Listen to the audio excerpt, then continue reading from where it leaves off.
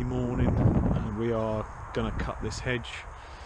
I've not shown you half of this property before, hardly any of it.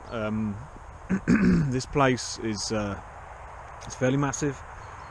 We come here twice a month. So we come here twice a month, and we normally it's just cut the grass. It's cut the grass 2 times a month, and then in the winter time we still come twice a month. But we instead of doing the lawns, we do some of the hedges and just keep busy really. So today I'm going to do this one for you, and this is all yearly growth. This is we cut this probably this time last year, so this is all just the yearly growth coming off of it. And what I'm going to do is I want to give you I'm going to answer the biggest question I get through messages or comments, and it will be about pricing. So while you watch me cut this hedge, I will talk to you and give you a few tips. I won't give you the exact price we do for these sort of hedges, but I will give you a few tips on how to price something like this. So hope it helps. So the first thing you're going to want to do is make sure you check out the size of the hedge. Now obviously you can see the size of it when you look at it, but what I mean is the depth of it. You may not be able to see from the ground how actually wide the hedge is, so I suggest getting up on a ladder and having a real good look round on top of the hedge, see what it's like at the top of it.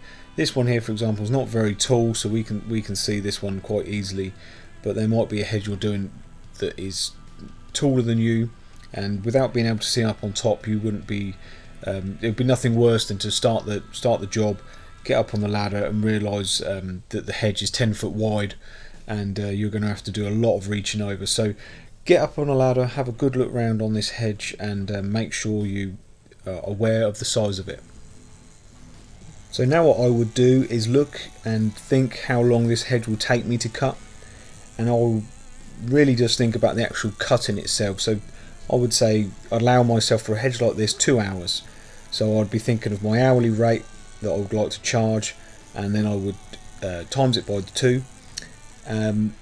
So that would be, I wouldn't do this job as an hourly rate, it would be a price job, and so I would allow 2 hours for actual cutting of this hedge.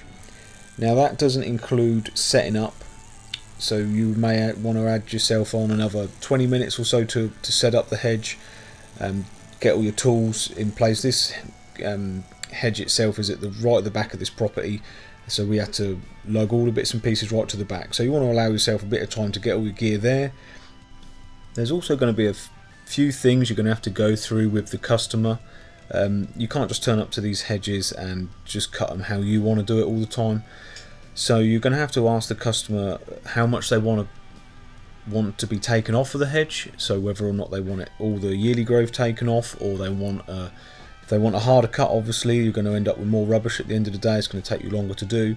So just ask them, and don't feel daft when you do ask them, just sort of make sure that you're covering yourself, because there's nothing worse if you get to the end of a hedge and the customer turns around and says, well, hang on a minute, I wanted double the amount cut off of that.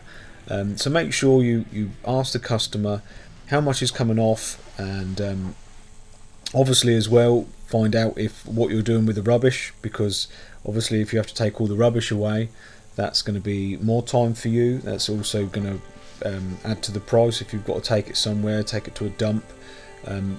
So for example, on this job we actually managed to leave this stuff at the job. All the rubbish we make here stays on the property, either gets bonfired or recycled, so we don't have to worry about taking this away, so it's not too much of a hassle for us. But if the customers are wanting you to take it away, you're going to have to bag it all up, and you might even have to make 2 or 3 visits to the dump, so make sure you bear all that in mind.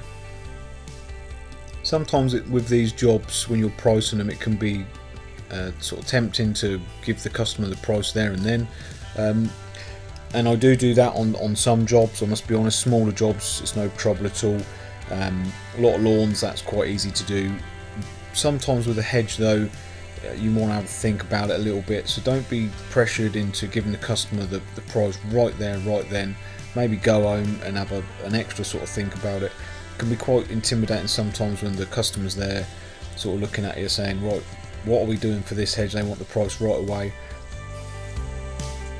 So if you're feeling pressured or intimidated or anything like that, you're going to make a mistake on the price. You might make it cheaper than you would if you was to just come away and say, right, don't worry, I'll give you a text message later on with the price, or a phone call later on with the price.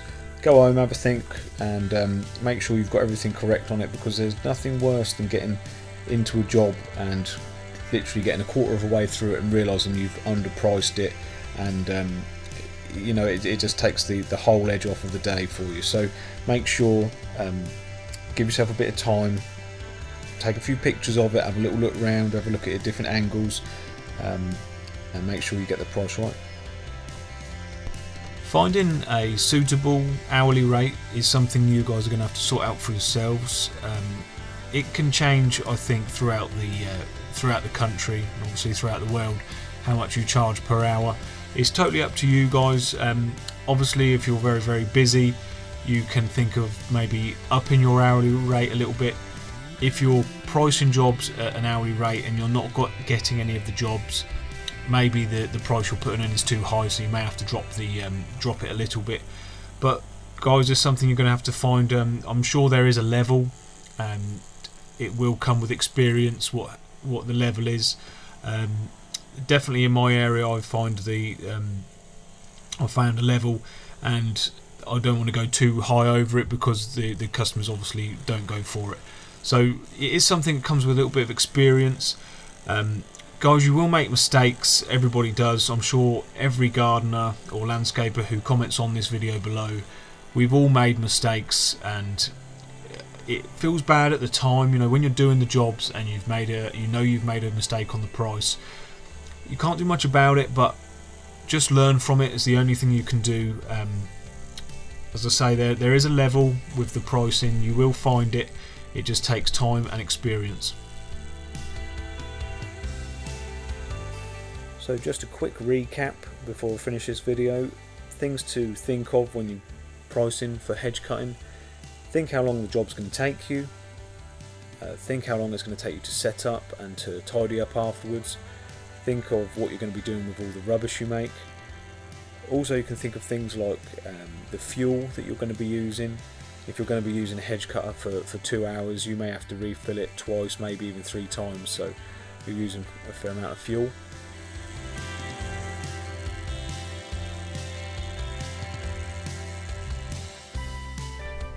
This video is really for the new guys starting out this year, or guys that aren't quite experienced with the pricing of hedges and things like that. It's the most requested question I get asked, so I thought I'd just do a video on it. All these tips that I've given you, these are all just things that work for me personally. I'm sure if you read it in a book somewhere, there would be totally different things. So as I say, things I'm saying to you in this video, hopefully it will work for you as well, but as I say, this is just things that work for me. I'm sure there are tons and tons of things I've missed out on, so all the gardeners out there, if you're watching this video, please comment below if anything that I've missed, anything you can think of, and we can hopefully help the new guys out a little bit. So thanks ever so much for watching this video, guys. I hope it helped. It's quite a tricky one to make, not easy to sit here and try and teach people. I'm not a great teacher, but hopefully you got something from the video. Hopefully there's a few tips in there that will help you in the future. Anyway guys, take care, be good, and I'll see you next time.